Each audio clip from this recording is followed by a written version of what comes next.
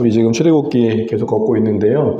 몇 번 봐서 이제 이 표가 익숙하시죠? 출애굽기는 크게 큰 두 덩어리를 보면 18장과 그리고 그 뒤에 25장부터 40장 나눈다는 거 이제 알고 계실 겁니다. 우리 현재 지금 여기 있습니다. 여기 있는데 시내산에 머무르고 있는 이 시점에 우리는 지난 시간에 시내산에 오르기 전에 언약을 준비했던 그런 시간들, 그리고 시내산에서 말씀하시는 하나님을 좀 살펴봤습니다. 오늘 이어지는 내용을 볼 텐데 조금 이 19장에서 24장의 내용이 한 단락 안에서 좀 이해될 필요가 있어서 이 이야기를 오리엔테이션 하고 넘어가겠습니다. 말씀드린 것처럼 19장부터 24장은 이제 십계명으로 시작해서 율법이 주어지는 겁니다. 그래서 하나님과 이스라엘이 언약을 체결하는 겁니다. 언약의 체결함은 하나님의 말씀대로 살겠습니다라고 이스라엘 백성들은 고백하는 것이고, 하나님은 그리할 때 이렇게 하겠다라고 약속해 주시는 겁니다. 그래서 이런 언약 체결 전에 어떤 과정이 있었냐면은 준비가 있었죠. 그래서 모세가 하나님부터 말씀을 듣고 시내산을 오르락 내리락하면서 이스라엘 백성을 준비시키죠. 그래서 깨끗하게 해라. 3일 뒤에 하나님께 돌이켜 찾아오실 것이다. 이런 얘기도 합니다.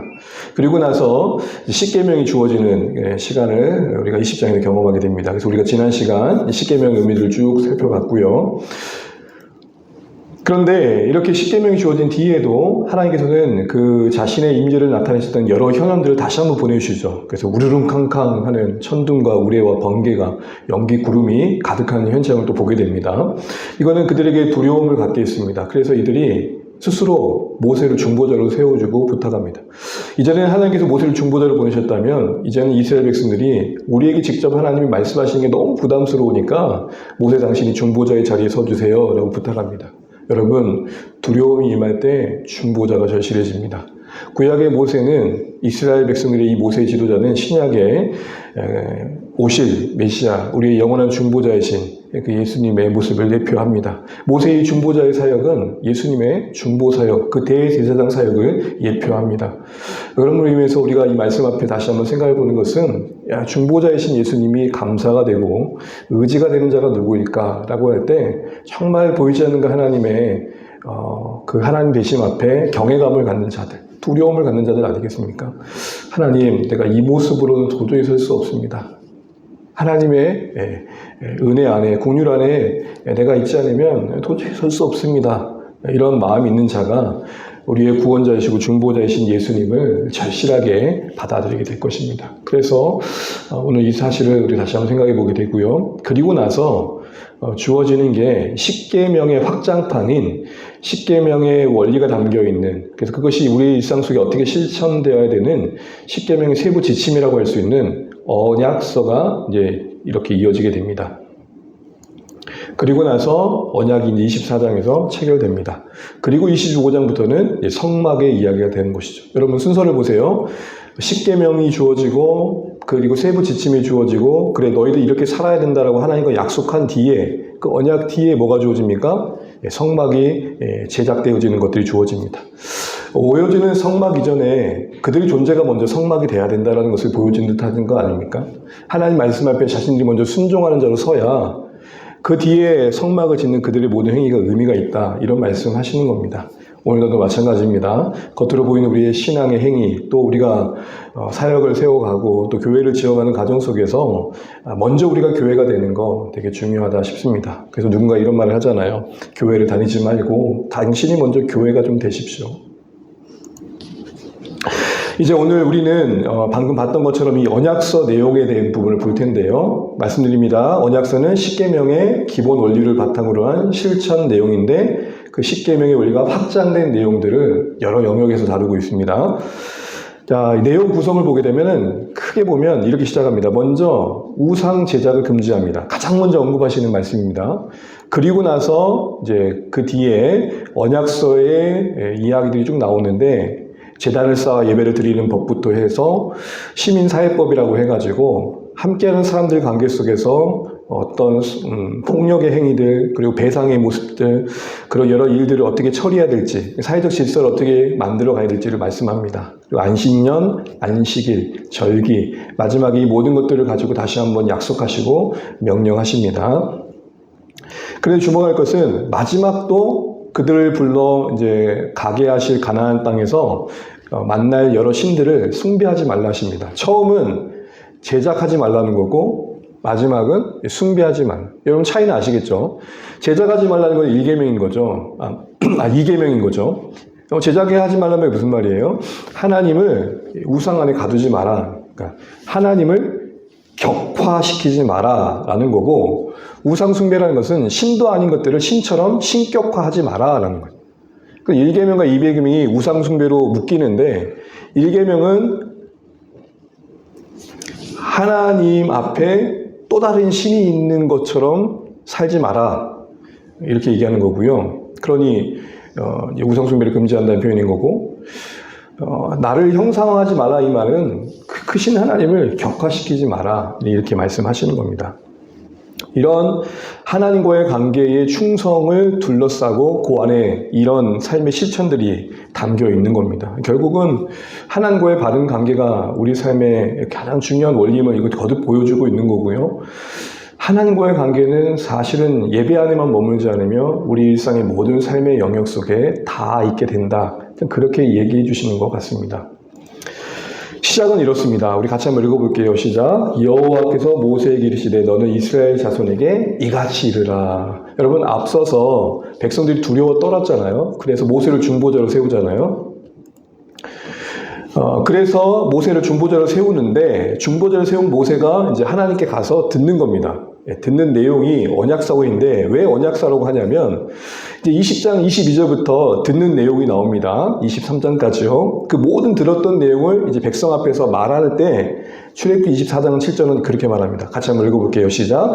언약서를 가져다가 백성에게 낭독하여 듣게 하니. 20장부터 23장에 모세가 들었던 내용을 기록해가지고 백성들 앞에 낭독할 때 그걸 한마디로 뭐라고 하고 있어요? 언약서라고 하고 있죠. 그래서 우리가 지금 살펴보는 내용을 언약서라고 말을 하는 겁니다. 주요 내용은 그렇습니다. 우상 만들기 금지부터 제단에 관한 법, 종에 관한 법, 폭행에 관한 법, 임자의 책임, 또 소유자의 책임, 배상에 대한 것, 재산에 관련된 도덕, 공평, 절기에 관한 내용이 쭉 나와 있습니다. 이것은 후에 레위기와 신명기가 좀 더 구체화되는데, 이것은 이제 성전이 본격적으로 지어지기 전에 이제 주시는 어떻게 보면 기본적인 거다 생각해 보시면 될 것 같습니다. 일단 오늘은 임자의 책임까지 하겠습니다. 강고로는 23장까지 했는데 안 될 것 같아서 여기까지 좀 살펴보겠습니다.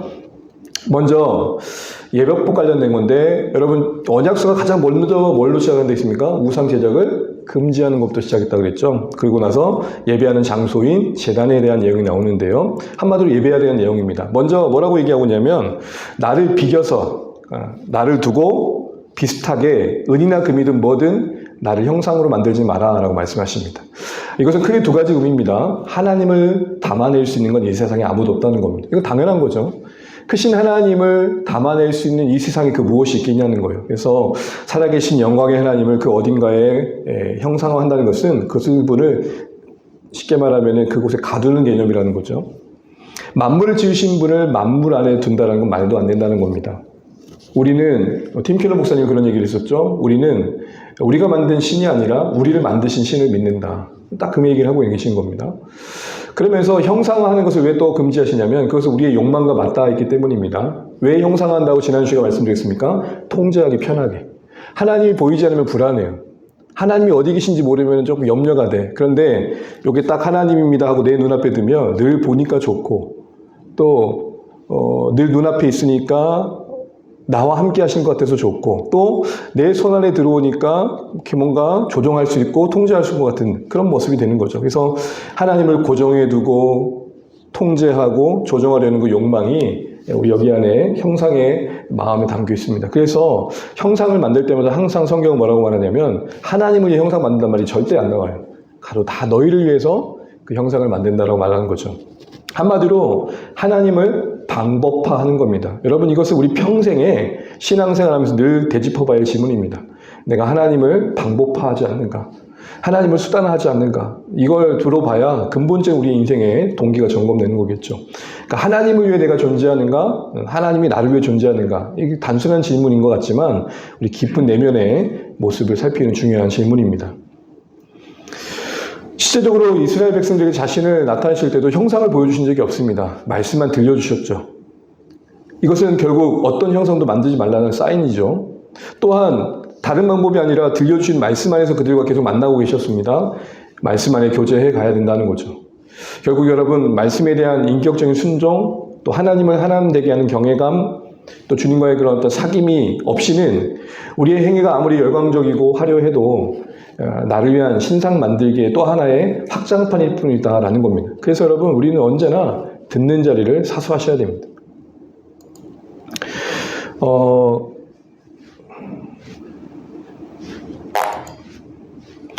그리고 나서 하나님께서 정하신 절차 방법으로 예배를 드리라고 제사할 수 있는 장소를 마련합니다. 중앙의 성소가 아직 지어지기 전이기 때문에 이스라엘 백성들이 있는 곳에서 언제나 예배할 수 있는 아직은 상황입니다. 그때 하나님께서 가장 먼저 얘기하신 단은 흙으로 만드는 겁니다. 24절 보시게 되면은 토단을 쌓고 그 위에 양과 소를 제물 삼아 두 가지 제사를 말합니다. 번제와 화목제를 드려라. 번제는 하나님 앞에 제 용서받는 시간이고 그 용서받은 내 자신의 삶을 다 드린다는 헌신의 고백이잖아요. 화목제는 그렇게 번제 드린 성도들이 함께 서로의 화평을 나누는 거잖아요. 그러니까 하나님과의 관계, 성도들과 관계, 이스라엘 백성들 서로의 관계를 담아내고 있는 고백인 거죠. 근데 그렇게 토단일지라도 그 위에 제물을 쌓고 제물을 드리는 걸로 충분하다는 겁니다. 여러분, 이게 중요합니다. 토단으로도 충분하다. 그곳에 복을 주신다. 이게 약속이에요. 그리고 나서 혹시라도 돌로 드릴 거면, 돌로 단을 쌓을 거면 깎아서 벽돌처럼 만든 돌, 다듬은 돌 쓰지 말고 자연석을 써라 그래요. 하나님은 인위적인 치장을 원치 않는다는 거예요. 여러분, 여기서 원색적이지만 우리의 강단, 우리의 예배 현장이 어떠해야되는지를 봐요. 어떤 분들은 심지어는 강단에 꽃조차 놓는 것도 되게 엄하게 하는 분들이 계셔요. 꾸미지 마라. 오직 하나님만 영광 받으셔야 되고 오직 하나님만 드러나셔야 된다. 또 하나님은 우리의 예배에 이런 어떤 화려함과 환경에 그 임재가 달라지지 않는다. 지금 그 얘기를 하고 계시는 거죠. 특별히 층계도 높이지 말라고 말합니다. 계단에 올라가지 말라는 말은 층계 자체를 만들지 말라는 말이겠죠. 이것은 뒤에도 한번 얘기할 기회겠지만 당시에 이방인들은 층계를 가장 높이 만들었습니다. 단도 화려하게 장식했어요. 왜요? 그래야만 신이 본다고 생각했고 가장 높이 단을 쌓아야만 어딘가 계신 신을 만날 수 있다 생각한 거예요. 이런 발상이 건축 구조 안에 그대로 제단을 만드는 데 반영이 된 거죠. 그리고 당시에는 이방인들의 신을 섬기는 사람들은 나체에서 옷만 살짝 거치고 올라가니까 계단에 올라갈수록 알몸이 비춰지는 거죠. 그런 모든 것들이 다 이단 제사의 한 부분이었어요. 그런 것과 구별시키시는 거예요. 한마디로 이단 신의 단과 제사 방식을 차별화시키셔서 하나님은 그들과 다르심을 보여주시는 그런 의도 안에서 토단과 흙단과 지금 돌담을 얘기하고 계시는 겁니다. 토단이든 돌로 만든 단이든 상관하지 않고 하나님은 임재하시겠다라고 말씀합니다. 결국 하나님을 이방신처럼 섬기는 왜곡된 인식을 주의하라는 거죠. 하나님의 임재와 복을 받기 위해서 화려하고 자그마한 제단과 초라한 제단에 차이가 없음을 보여주십니다. 24절 말씀 같이 한번 읽어볼게요. 시작. 내가 내 이름을 기념하게 하는 모든 곳에 임하여 복을 주리라. 어떤 곳에요? 모든 곳에. 그러나 전제가 있어요. 누구의 이름을 기념해요? 하나님의 이름을 기념하는 것, 높이는 것, 그곳이 어디든 내가 임할 것이다. 사랑하는 여러분, 그러므로 우리가 제단을 높일 필요가 없는 이유가 뭡니까? 하나님은 저 멀리 어딘가에 계셔서 우리가 찾아갈 뿐이 아니라 우리 가운데 임하시는 분이기 때문입니다. 번제를 드리는 그 겸손한 마음이 임하십니다. 번제를 드릴 때 사람의 마음은 낮아질 수밖에 없어요. 왜요? 번제의 형식 자체가 자신을 대신하는 가축을 소위 이렇게 각을 떠서 그대로 드러내 온전히 태워드리는 거거든요. 그러니까 내가 타는 거예요. 내가 다 드러나는 거예요. 그러니 하나님 앞에 그 자신의 그 모습을 생각할 때 이게 바로 납니다는 생각할 때 어떻게 안 낮아지겠어요. 반드시 그런 마음이 임하신다는 거고 그리고 함께 화목제 드리는 서로의 사랑의 마음에 임하신다는 거. 그래서 교회가 히브리서 말씀대로 보면 일치마다의 두 가지 기둥이 있어요. 하나는 거룩과 하나됨. 하나님의 임재가 있는 교회의 특징, 공동체의 특징은 이 거룩과 하나됨이 함께 있다는 겁니다. 사랑하는 주안의 가족 여러분, 우리 정말 이거 정말 진심으로 한번 생각해 보면 좋겠습니다. 주의 이름을 기념하는 그곳에 하나님은 임하여 복을 주신다. 이방인들의 신처럼 화려한 돌단을 만들어야 하나님께서 찾아와 주시고, 이왕이면 그 단이 높아가지고 정말 누가 봐도 우와 할 정도로 높아야만 하나님이 우리 가운데 복을 주시는 분인가? 그게 아니라는 겁니다. 여러분, 최고의 하나님께 최선의 예배는 드려야 됩니다. 그러나 최고의 하나님께 마땅한 최선의 예배 드린다는 명분 아래 우리가 너무 화려해지는 건 조심해야 된다는 거죠. 여러분, 그런 말 아시죠? 제가 정확하게 만나면 꾸안꾸 맞나요? 꾸민 듯 안 꾸민 맞나? 안 꾸민가? 좀 정확하게 좀 알려주십시오. 분명 꾸몄는데 안 꾸민 것 같은. 네. 분명 단순하고 심플한데 초라하지는 않는 그런 예배의 무게와 깊이가 있으면 참 좋겠다 싶은 생각을 해봅니다. 자, 이런 제사법과 함께 이제 우리에게 뭘 말씀하시느냐? 두 번째 파트입니다. 시민사회법, 그러니까 함께하는 사람들 사이에서의 질서를 위해서 첫 번째 권면이 뭐냐? 종에 대한 법이었습니다. 종을 사면한 것과 관련된 법인데요. 먼저 표제로서 1절이 나오는데 그 표제는 이렇습니다. 네가 백성 앞에 세울 법규는 이러하니라. 분명 앞의 내용은 우상을 제작을 금지하고 제단에 대한 이야기를 한 뒤에 이제 본격적인 본론의 몸통의 내용을 다루면서는 다시 한번 뭐라고 말씀하시냐면 백성 앞에 세울 법규는 이러하다 말씀하십니다. 앞에는 어떻게 보면 서론과 같은 내용이었죠. 이제는 본격적으로 하나님의 백성들이 그렇게 제단을 쌓아 했다면 그 예배는 삶 속에서 어떻게 나타나야 되느냐라는 실제적인 지침을 보여주시는 겁니다. 특별히 백성 앞에 법규를 세웠다 이 말은 우리 삶의 모든 표준과 기준이 하나님이어야 됨을 말합니다. 그 명령에 순종함이 하나님 백성의 중요한 삶의 원리라는 거죠. 그런데 법규는 이러하냐 선언과 함께 처음 시작하는 내용이 이제 뒤에 나오게 되면은 이제 종에 대한 내용이라는 겁니다. 이후에 이제 우리가 보는 모든 내용들은 십계명에 앞서 말씀드린 것처럼 기본 원리들이 어떻게 구체적으로 삶의 정황 속에서 적용되는지 보여줄 것입니다. 말씀드린 것처럼 첫 번째 법규가 뭐라고 했습니까? 종에 관한 규례라는 겁니다. 종에 관한 규례가 가장 먼저 언급된 이유를 묻지 않을 수 없는 게 당시에 그 십계명, 이 지침이 주어졌을 때의 당시에 하무라비 붓전 이런 어떤 당시 나라들의 법전은 종에 대한 규례가 맨 마지막에 있었거든요. 그러니까 어떻게 보면 그 의미 자체가 사인이고 뭔가 의미를 담고 있는 거죠. 왜 그러면 이스라엘에게 주어진 십계명의 그 확장판인 이 언약서의 가장 처음에 실제적인 삶의 겉면의 시작은 종에 관한 규례일까? 분명한 것은 이것은 성경 구약 내에 우리가 확인하게 될 부분인데 이스라엘 백성들이 늘 기억해야 될 것은 그들이 애굽 땅의 종이었다는 것, 그리고 거기서 하나님께서 건지셨다는 겁니다. 이게 그들의 모든 삶의 실천의 근간이 됩니다. 더 나아가서 학대받았던 경험이 있던 그들은 동일하게 종 자리에 있는 자들을 학대해서는 안 된다는 것도 있을 것입니다. 결국 이것은 하나님께 받은 은혜를 늘 기억하고 그 베푸는 삶이 이스라엘 백성의 삶에 아주 중요한 출발이 된다는 것이죠. 또한 이스라엘 모두가 해방된 형제로서 바라봐줘야 된다는 것입니다. 여러분, 이제 이 십계명의 확장판인 원약서의 모든 내용들은 사람과의 관계 속에서 다룰 겁니다. 기본적으로 사람들을 바라보는 근본적인 안목이 이와 같지 않으면 말씀의 원리대로 살아가기 쉽지 않다, 이렇게 얘기하시는 겁니다.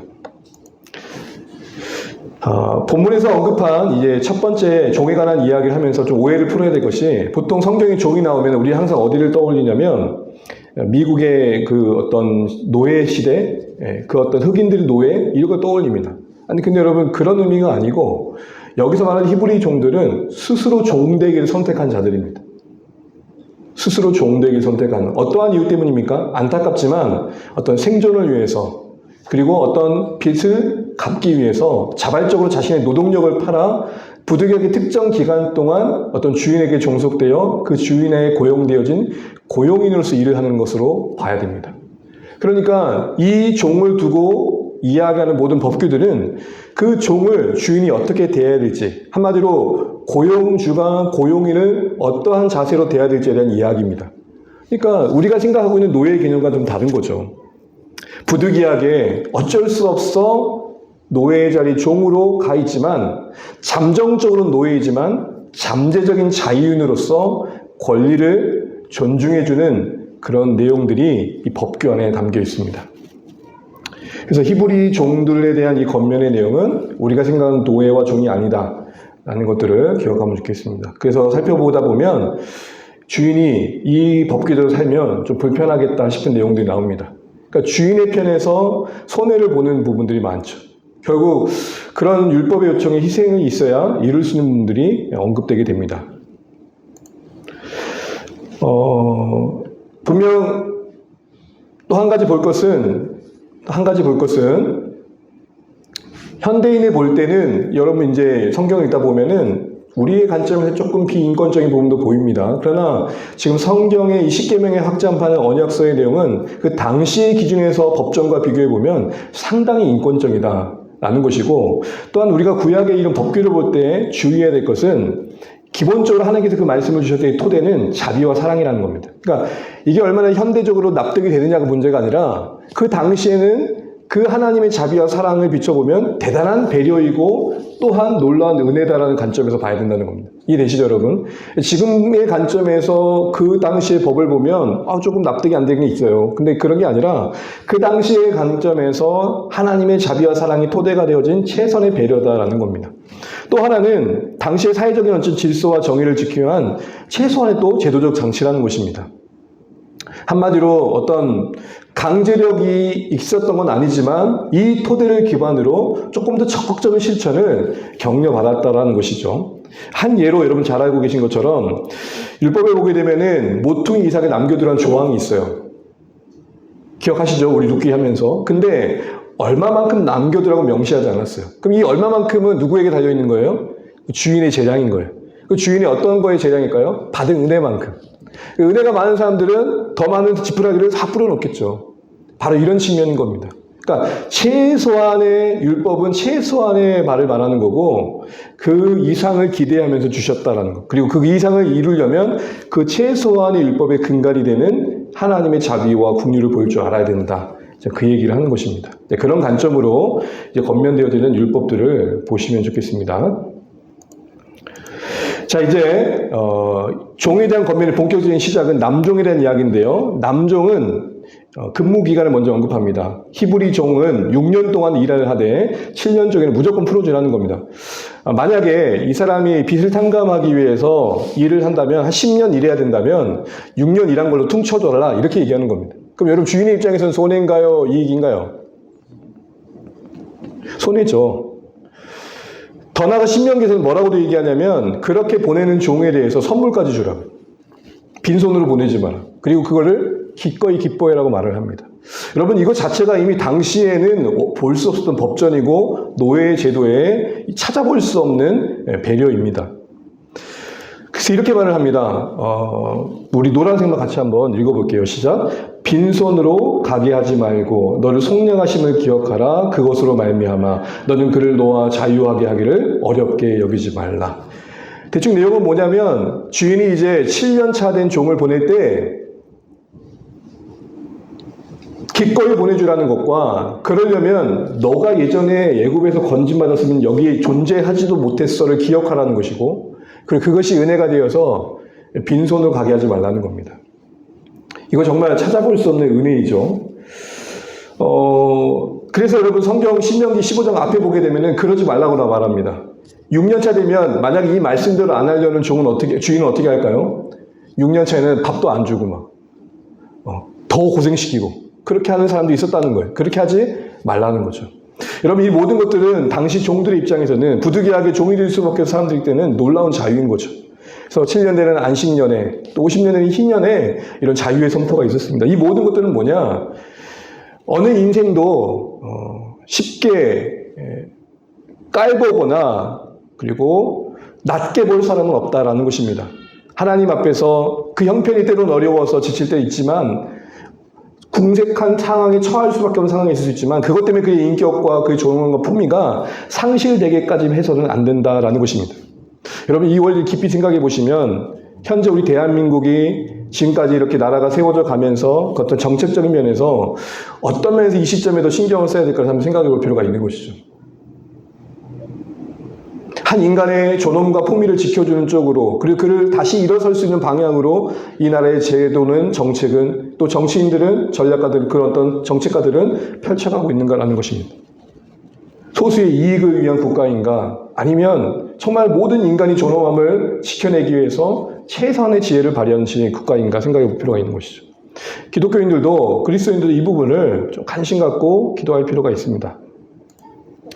남종을 사면시킬 때는 단신이 왔다면, 홀로 왔다면 홀로 보내라고 그러고, 부부가 왔다면 다시 부부로 보내라고 합니다. 그리고 나서 주인과 주인의 배려로 그 안에서 결혼을 한 사람이 있다면 그냥 가라고 합니다. 왜냐하면 그 여종과 그 자녀는 주인의 것이기 때문이죠. 이 부분은 그렇습니다. 그런데 혹시라도 주인과의 관계가 참 좋고, 종으로서 종의 위치에 있지만 계속해서 그곳에서 평생 있고 싶어 하는 사람이 있었다면, 그래서 자유를 스스로 포기하는 사람이 있었다면 그렇게 할 수 있었습니다. 그래서 그는 주인에게 그렇게 얘기를 하고, 재판장 앞, 그 성소 앞이나 또는 집 앞에서 기회를 뚫는 표식을 해가지고 종으로서 그 자신을 선포합니다. 이것은 노예라는 표식보다는 자신을 드리는 헌신의 표시였습니다. 왜냐하면 주인이 강요할 수 있는 게 아니라 종이 자발해야만 가능했던 거고. 여러분, 여기서 우리는 그리스도와 우리의 관계를 보게 됩니다. 우리가 주님을 위해 헌신한다는 것은 딱 이 종의 마음입니다. 다시 스스로 종의 자리를 다시 두는 것은 정말로 가족들을 사랑하고 그 주인과의 관계가 좋았기 때문이겠죠. 만약 주인과의 관계가 어떤 착취나 지배의 관계였으면 이런 관계가 만들 수 없었을 겁니다. 은혜가 있고 사랑이 있으니까 자신을 드리는 평생의 결단을 할 수 있었던 겁니다. 여러분, 주님을 향한 우리의 헌신도 길을 뚫은 이 종과 같은 마음이어야 됩니다. 사랑의 기초에서, 은혜의 기초에서 우리를 드릴 수 있어야 된다라는 것이죠. 이제 이어서 여종에 관한 이야기입니다. 특별히 여기 여종은 앞에 말한 남종과 다르게 단순한 몸종이 아니라 아버지가 당시에는 이런 게 참 많았습니다. 가정의 빚을 갚기 위해서 딸을 사람에게 쉽게 말하면 첩이나 며느리로 판 거죠. 그래서 다른 몸종과는 달랐습니다. 그래서 이 여종의 근무 기간은 계속될 수밖에 없었습니다. 앞에 남자나 또 같은 입장의 여종은 7년이 되면 놓여졌어야 됐습니다. 그런데 여기서 어떤 그 가정의 첩이나 며느리로 가는 이 위치에 있던 이 몸종은 원칙적으로 풀려날 수 없었던 겁니다. 그러나 이것은 그 여인에 대한 배려였습니다. 그 주인이 그 아버지의 뜻을 따라서 그 여인을 데려왔는데, 데려오는 마음이 바뀌어가지고 임의대로 팔게 하지 않게 하기 위함했습니다. 만약 그랬다면은 그 여인은 도대체 어디로 간지 모를 정도로 이곳저곳을 헤맸을 것입니다. 그러니까 원칙적으로 풀려나지 않게 한 것은 그 여인을 보호해주기 위한 당시의 어떤 방법이었던 거죠. 그리고 나서 여종에 관한 규례가 이어질 때 어떤 사면 규정이 나오냐면은 이방에 팔 수 없게 합니다. 만약 돌려보낸다면 그 여인에게, 몸값을 갚으러 온 그 여인에게 오히려 몸값을 얹어서 보내라고 말을 하고, 혹시라도 자기가 처벌을 삼지 않으려면 며느리로 삼으라고 얘기합니다. 그래서 귀하게 여겨라 얘기하죠. 그럼 이 모든 것들은 당신의 여인의 기준을 생각해 봐야 됩니다. 그리고 혹시라도 데려오놓고 다른 여인과 결혼한다면 그 여인에게 대한 최선의 책임을 해야 된다는 겁니다. 만약 하지 않을 거면 무조건 풀어주라는 겁니다. 이것은 그 주인의 입장에서는 손해인 거죠. 여러분, 넓게 보면은 이 모든 것들은 당시에 가장 약자였던 여인에 대한 하나님의 배려이고 보호입니다. 그렇게 하지 않으면 당시에는 그 여인의 인생이 버틸 수 없었거든요. 오늘 우리에게 하나님께서 이 땅에 살게 하시는 동안 보여주시는 어떤 약자들에 대한 관심, 돌아봄이 우리에게는 어떻게 나타날지를 생각해 보게 되는 것이죠. 세 번째 파트는 폭행하는 법입니다. 생명을 존중하는 하나님 나라에 대한 이야기를 하고 있습니다. 사형에 대한 이야기 나오는데 세 가지가 나옵니다. 고의로 사람을 죽인다. 되게 중요한 게 고의입니다. 이때 고의의 뜻은 뭐냐면 교화함을 말합니다. 특별히 사람이 그의 이익을 고의로 죽이면 번역되지 않은 단어가 있는데 끌어오르는 어떤 표현이 반영되지 않았습니다. 근데 이거 다 반영해 보면 이런 의미입니다. 이웃에게 분이 나와가지고 생각 끝에 계략을 짜서 살해한 거, 아주 치밀한 거, 모사를 말하는 거. 이런 사람은 인간의 하나님의 형상됨을 멸시했기 때문에 하나님께서 엄하게 다루신다고 말하는 겁니다. 부모에게 대해서는 폭행하는 거나 저주하는 경우에 사형을 처벌합니다. 왜 그럴까요? 부모는 당시 하나님의 권위를 대신하는 분이고, 또 부모의 위치는 하나님의 그 부모에 대한 순종은 하나님의 통치의 질서를 무너뜨리는 그 불순종은 악이 되기 때문입니다. 또 사람의 생명을 납치한 자도 그 형제의 생명을 노력하는 것과 같기 때문에 사형에 처했습니다.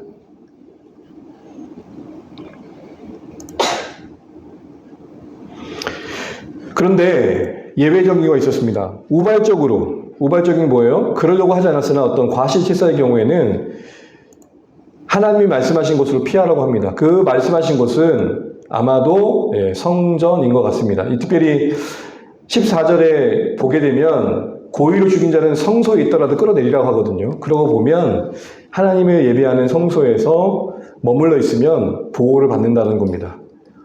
그 고의성이 확인될 때까지 머물 수 있었습니다. 이런 모든 것들은 하나님이 종심을 보신다는 것이고, 또 복수의 악순환을 끊고 억울한 희생자가 없게 하시는 방법이신 거죠.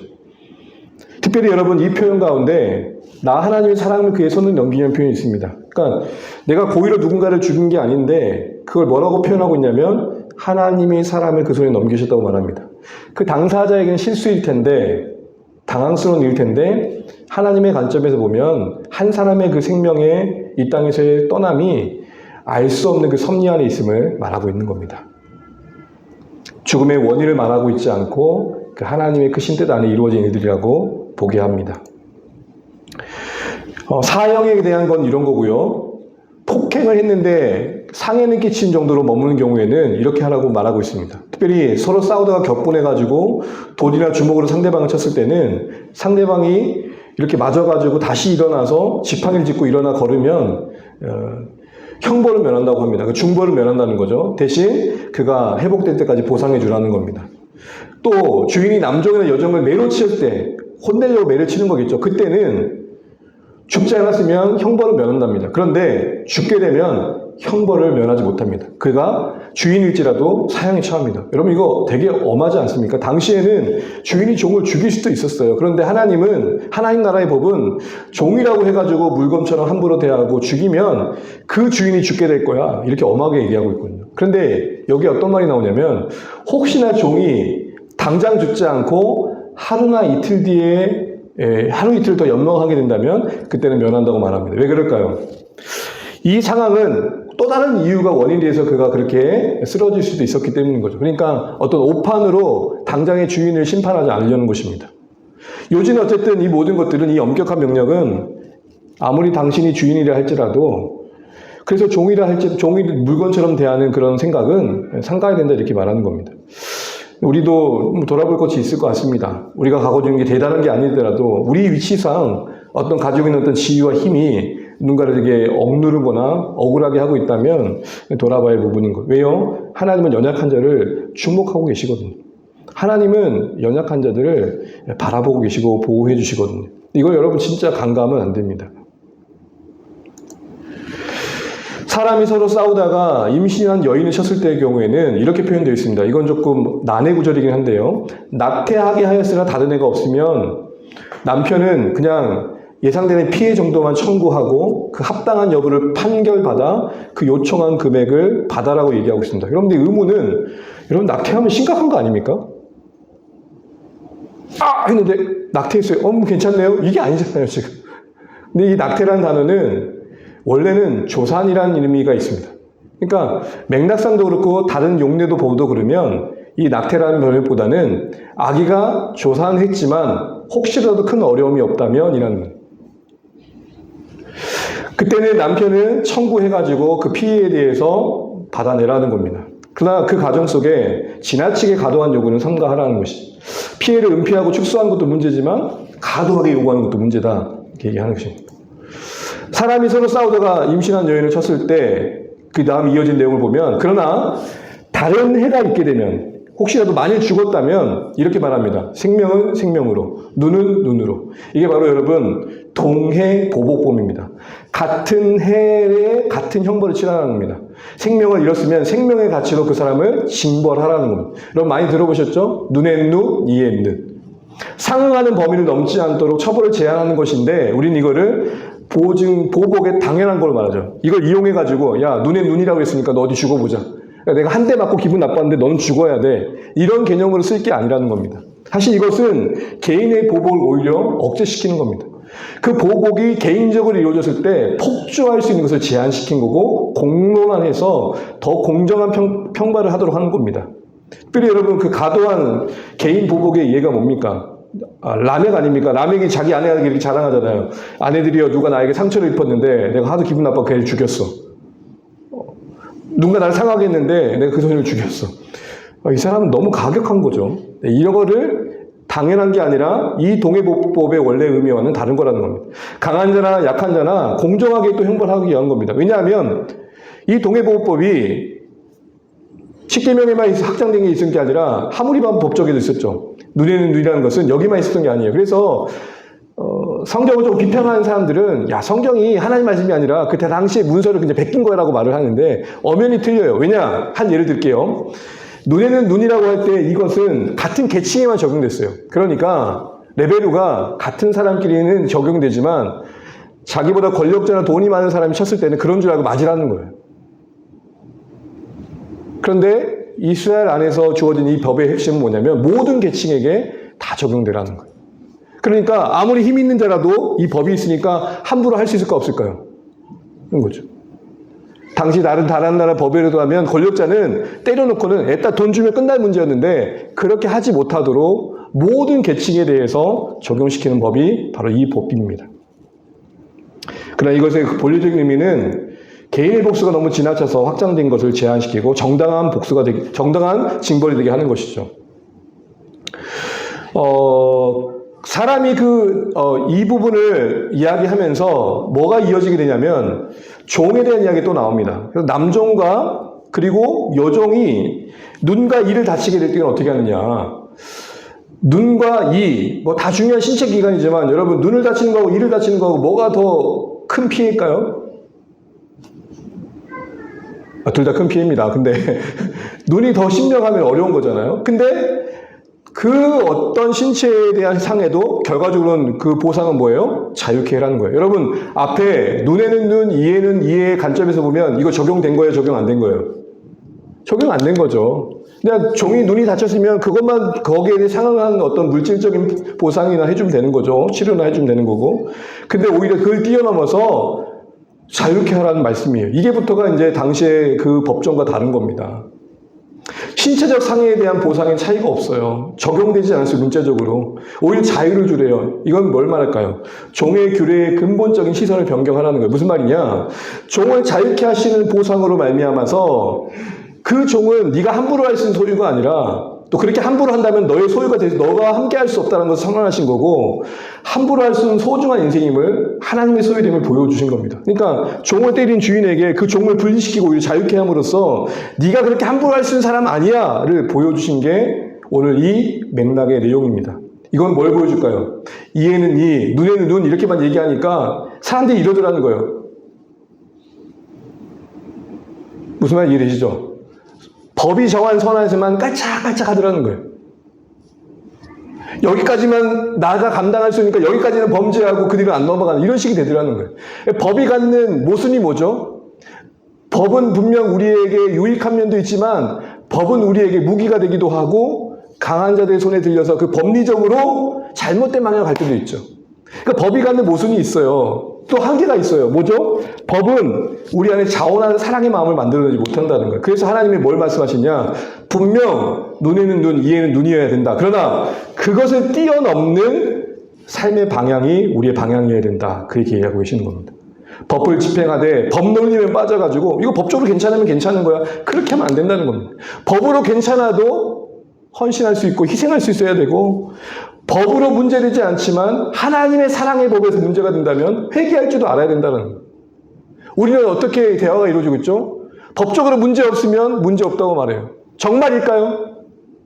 법적으로 문제 없으면 문제 없는 건가요? 그러니까 뭐가 등장하는 거예요? 법기술자들이 등장하는 거 아닙니까?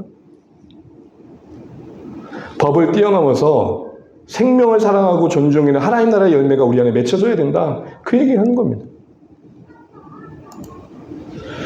법으로 문제 없더라도 그게 사랑이 아니면 그게 생명을 낳지 않으면, 그게 화평을 깨버리면 아니라는 겁니다. 그래서 예수님도 이렇게 말씀하신 거 아닙니까? 눈은 눈으로 이는 이를 갚으라고 너희가 들었다. 난 다시 너희에게 말한다. 뺨 맞았냐? 오른뺨 맞거든. 왼뺨 내려요. 무슨 뺨 내려요? 왼편 내려요. 여러분 이거 보세요.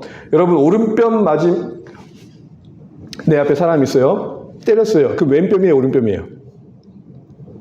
안 맞아 보셨어요? 내가 누굴 때렸어요. 그러면 그 사람은 왼편이에요? 오른편이에요? 왼편이죠. 한번 하은아 내가 나올래? 그러면 보세요. 오른뺨을 쳤다는 건 뭐예요? 이렇게 쳤다는 거예요. 자, 이렇게 치는 게 기분 나쁠까요? 이렇게 치는 게 기분 나쁠까요? 둘 다 기분 나빠. 근데 그 중에 더 고르라면 이건 걷어친 거죠. 그러니까 단순히 오른편 맞았다는 게 아니에요. 너가 그렇게 억울하게 수치를 당했니? 그런 상황도 한번 견뎌보면 어떨까? 왜? 하나님은 그 못난 인생들 위에도 비를 주시는 분이거든. 그러니까 법적으로 따지지 말고 법을 뛰어넘는 그 사랑의 원리로 한번 살아보면 어떨까를 이 여종과 남종의 눈과 이의 상함을 눈은 눈의 이의 이라는 이야기를 하는 맥락 속에서 다른 자유케 하는 방법을 이야기하고 있다는 겁니다. 놀랍지 않습니까? 눈의 원리대로 한다면 그 종들의 눈과 이가 상했을 때는 눈은 눈대로 이는 이대로 해주면 돼요. 근데 오히려 그냥 그를 자유케 해주래요. 뭐예요? 원래는 법적으로 하면은 요 정도만 해주면 되는데 아예 그냥 전부를 주는 방식으로 말씀하고 계신 거예요. 우리에게 뭘 요구하실까요? 법을 뛰어넘는 사랑의 원리, 생명의 원리가 뭔지를 보여주는 게 신자의 삶이어야 된다는 겁니다. 우리는 율법 아래에 있던 시절을 뛰어넘어 이제는 그리스도의 법, 그 사랑의 법 아래에 있으니 생각을 좀 다시 한번 해봐라 이 얘기를 하는 겁니다. 여러분, 우리 안에 그런 문제가 있어서는 안 되겠지만 법적으로 시시비비를 까려야 될 때 그 법적으로 시시비비를 가려서 누군가 법적으로 이겼을 때 이긴 겁니까? 이긴 겁니까? 동의하시는 건가요, 지금? 가만히 생각해 보십시오. 이긴 게 아닐 때가 있습니다. 마지막입니다. 임자의 책임입니다. 이거 여러분, 임자 그거 아니에요. 소유자를 말하는 겁니다. 관리 소의 책임을 분명히 합니다. 거의 끝나갑니다. 어떤 이야기가 나오냐면, 소가 남자, 여자를 받아서 죽이는 경우가 있대요. 가끔 그 당시엔 그랬나 봐요. 이걸 우리식으로 얘기한다면, 그랜저가 사람을 친 거라 보시면 돼요. 왜냐하면 당시에 소는 겁나 비싸고 엄청 중요했기 때문에. 근데 그렇게 됐을 경우에 그게 우발적인 경우에는 어쩔 수 없다. 그 소를 죽이고 부정하기 때문에 먹지는 말아라고 말하는. 근데 그 소의 주인의 책임은 없어요. 그런데 어떤 경우가 있냐? 그 소가 들이받기를 좋아하는 그 버릇이 있는 줄을 알고 경고를 받았음에도 불구하고 그냥 냅뒀다가 사람을 치게 되면, 죽이게 되면 그 생명의 값에 대해서 그 주인은 책임져야 된다고. 무섭지 않습니까? 이런 거예요. 저 개가 사람 잘 무는 개인데 입막음도 안 시키고 그냥 야외에 산책길에 내보내는 건 딱 여기에 해당되는 거예요. 무슨 말을 하는 겁니까? 어쩔 수 없는 상황에 그 소에 대해 소로 인해서 죽게 된 경우는 어쩔 수 없지만 알고 있는 상황에 대해서는 책임을 질 줄 알아야 된다 이 얘기를 하는 겁니다. 특별히 자기 목숨을 내야 되는데 혹시 그 상대방이 배려를 해줘서 속전으로 대신할 수 있으면 그렇게 해도 된다고 얘기를 합니다. 아들과 딸을 받는 경우에도 똑같이 하라고 합니다. 그리고 만일 종을 받게 되는 경우에는 은사시계를 주라고 합니다. 그 주인에게. 이거는 종에게 몸값으로 매겨졌던 것을 줌으로써 그리고 그 뒤에 그 종을 쳤던 소를 죽게 함으로써 종도 자유인 시급을 해주는 겁니다. 종이지만 네가 칠 사람은 아니야 이렇게 얘기해요. 소를 그 소를 죽이는 걸 통해서 말하는 겁니다.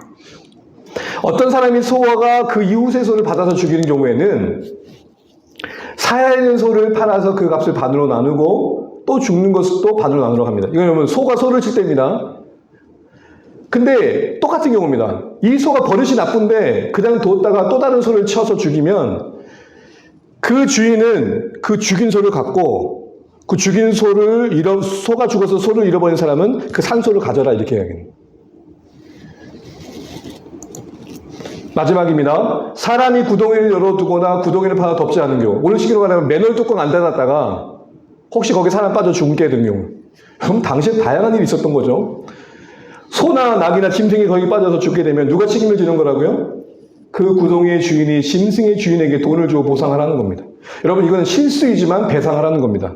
당사자 입장에서 좀 억울할 수 있겠지 모르지만 고의가 아니었다 하더라도 자신이 책임해야 될 그 영역을 잘 살피지 않은 것으로 인한 일어난 일이기 때문에 인정하고 보상해줘라, 이렇게 얘기하는 겁니다.